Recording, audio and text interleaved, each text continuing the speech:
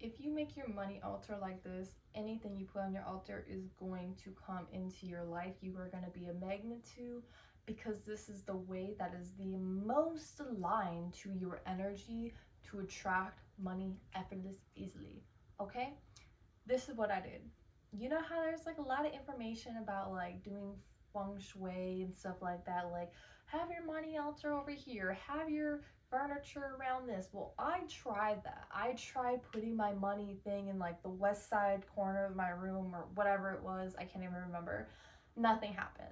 I had a money candle, I had like a script in that thing, I had the whole thing, but it was also very publicly open in my room that I kind of like try to hide it in the corner because I was like, okay, like I just feel weird about this, like people coming in my room, and it's just like, I don't know, I just feel awkward about it. Okay, so what I did instead, by the way, I sort of like intuitively fell into this and I looked more into it and I was like, oh my god, this is what you're gonna do.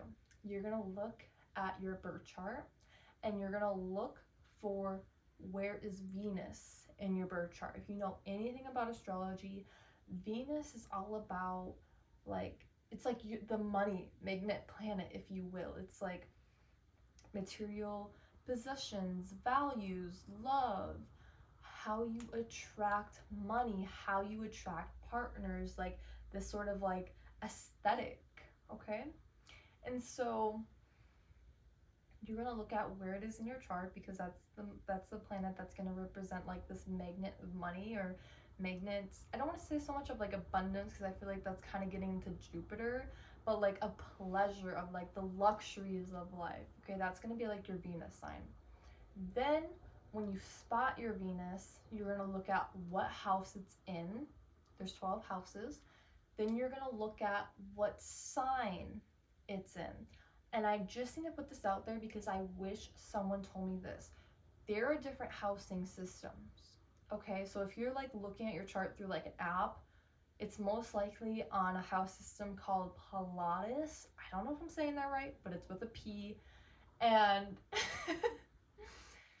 now, this might, when you look at this placement and what it means, you might feel like it resonates. But if you feel like maybe kind of resonates, I want you to still look at your birth chart and the whole sign system.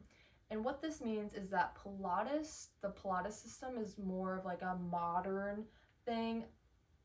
And from what I've heard, it's more of like ideal to look at your chart in like a Pilates system that's more for like the different transits in your life and stuff like that.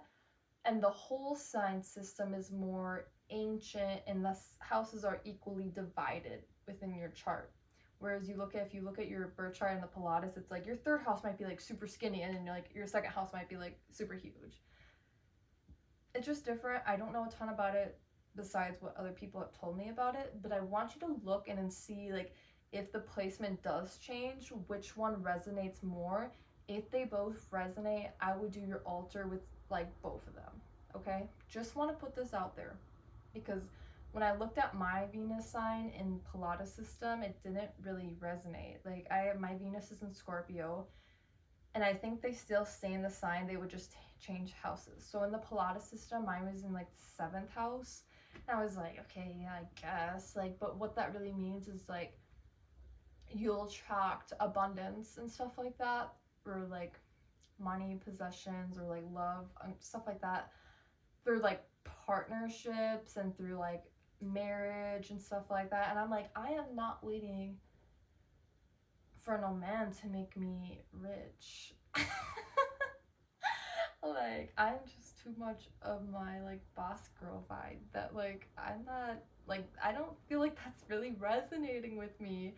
And I was also saying like you might get in a partnership with someone. I'm like, I like working with by myself. Like I'm just very independent when it comes to like work and putting things together and like projects and stuff like that. So I was like, maybe in my life, like maybe my partner will be super wealthy and like maybe that would be like a transit kind of, you get what I'm saying, with the Pilates, versus in the whole sign it's in the 8th house, which is inherence. And I feel like I've experienced some of that in my life, and so I'm like, I feel like I more resonate with that and stuff. It's just more intuitive. So Anyways, this is what I did. You are gonna look at your thing. Okay, maybe you have Venus. I'm gonna use mine as an example to help you like integrate how I decoded this. So you look at your Venus, maybe it's Scorpio in the 8th house, and you resonate with that one more than the 7th. Then I want you to start decoding this. So what I mean by that is, like, if you're like super new, you might look up like, what does Venus mean in the 8th house? What does the 8th house mean in general? What does Scorpio mean in Venus? What does Scorpio mean in the 8th house? And you kind of want to put these different combinations, like when you're looking up this stuff, you could look it up on Google or just watch YouTube videos or go on TikTok, whatever. But when you are learning about your Venus sign and what it means, I don't want you to think about this so literal. I want you to think about it in like a symbolic way. It's similar to like when people decode dreams. Like if you were to just try to decode your dream, like what your dreams mean literally, you'd be like so lost. This doesn't make any sense because it's not supposed to. It's supposed to be interpreted as like symbols and stuff like that. So that's how you want to think about this when you learn about your Venus. So for example, 8th house, it's very connected with inheritances, ancestors, maybe like a shadow aspect, maybe like some death and rebirth. And the 8th house is also associated with Scorpio. So that's kind of how it's fairly connected. But Scorpio is also very not quiet, sorry. It's very private. It's very like secretive, you know what I mean?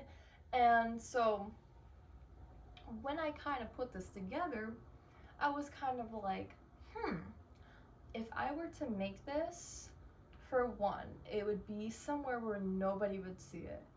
Like, if people are coming into my room, it's not just gonna visually be seen like on an eye level.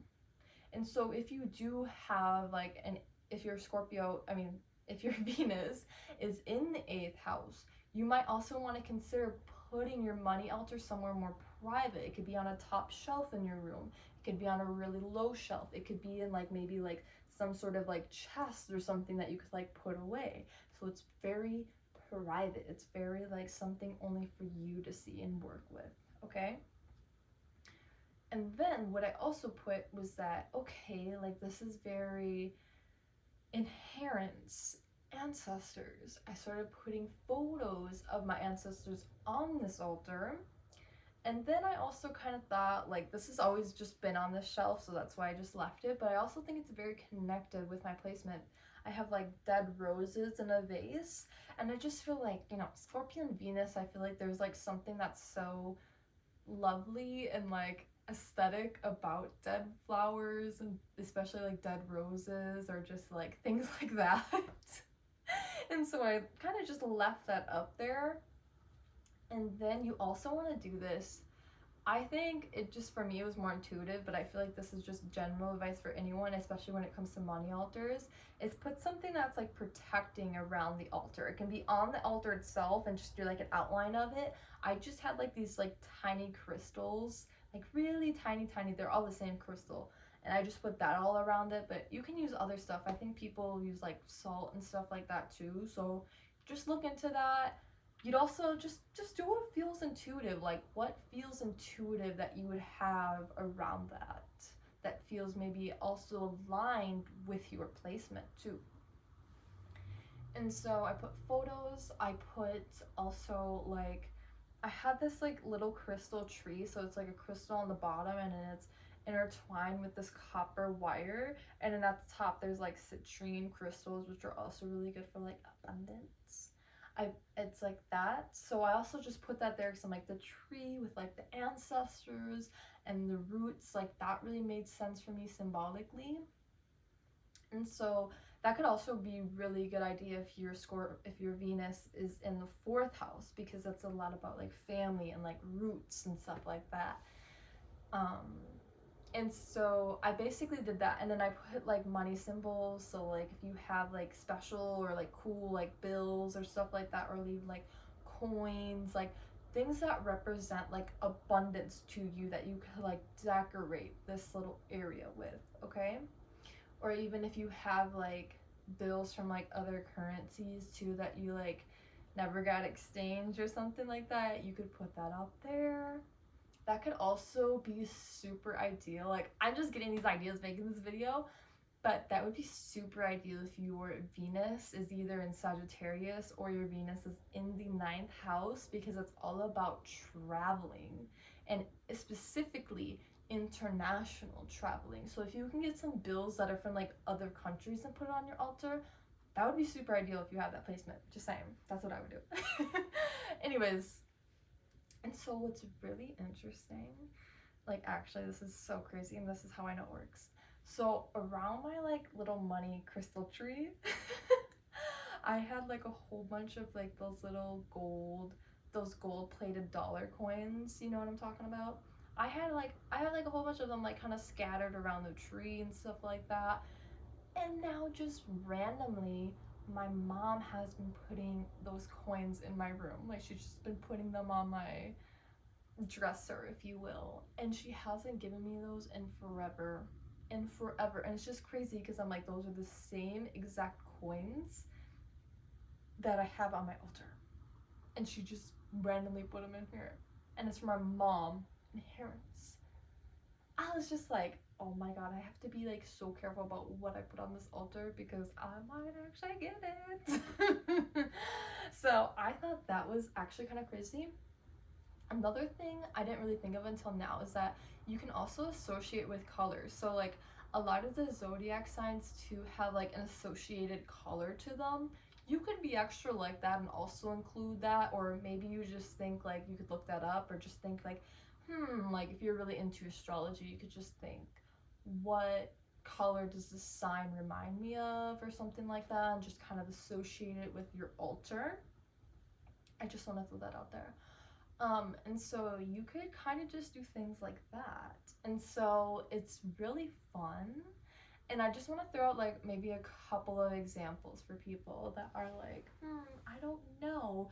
So like, say you have like Venus in the 10th house, like you could have that somewhere fairly public in your space, because that house is very like publicly seen. It's very much like public image, if you will, or status, stuff like that. So you could even put like trophies on your altar if you have like gold trophies, if you have like a 10th house placement or something like that. I'm just thinking out loud, honestly. Or, for example, if you have Venus in either Gemini or in the third house, and I'm just saying that because each house is associated with a sign, just saying. So if you had like that placement with the third house or Gemini, people might tell you like, oh, the third house is about siblings and like communication and like writing. How you interpret that is that you can make your altar, you could either put photos of your siblings on there. You could also put things that you scripted. If you like script things like, I'm so grateful I make X amount of dollars, or I'm so grateful to be this or that, right? And it has to do with like abundance or some sort of material possession. You could put that on your altar as like something that's scripted. So that's what I mean. Like when you learn about these things, I want you to really symbolically interpret them and not take them so literal, because if you take it so literal, it will become very confusing. Like very confusing. And so, another example, like everybody will tell you the 7th house or like Libra. If you have that placement with your Venus, it's very much about like balancing and the scales and like the aesthetic feel, and like everything needs to be fair and stuff like that. So when you make your altar, it will need to look balanced. You have a whole bunch of stuff on this side and not much over here. You need to make that balanced, and you need to make it look aesthetically beautiful for you, if that makes sense, because that's another thing that Libra's like really in on, is like the aesthetics. So is Taurus, but I think Libra's more about like the balance of it all and stuff like that. And like think about like how you are balancing the different elements or the different items on your altar, and maybe that represents like this side might represent something else to this side or something like that. Make it symmetrical. So that's how, like, just a couple of ways that you could sort of decode these things. You could also put like the elements on your altar I haven't really personally done that, but if that resonates, do it. Like some of these placements are like water, air, fire, or earth. And maybe like if you have like an earth Venus, you incorporate something like earthy on there. Or even maybe you have a tree thing like I did. Um, just stuff like that. But overall, let it be intuitive. And it's not really like you need to go out and buy things. It's just like look around your space, look at the decorations you have around your space, and just start to like incorporate those things. Or maybe you are shopping and you see something that it's like, oh my god, that would be perfect for my money altar. Then do that. But I swear this works because, like I said, my mom has not given me those coins in years until I put them on there, and I put a lot of them on there. But I'm just saying, like, this just feels so right and like so like so on brand. So try this out. Comment below like what you were doing. Like look up your Venus, or maybe you already know like your Venus details, and comment below like what's something that you can incorporate on your money altar that is aligned with like your placement too. Okay, remember, let this be intuitive. If there's something that like I don't really feel like doing this, like mine for example, I have Scorpio. I don't have like a container of water on there, but you could have an element that reminds you of water on there.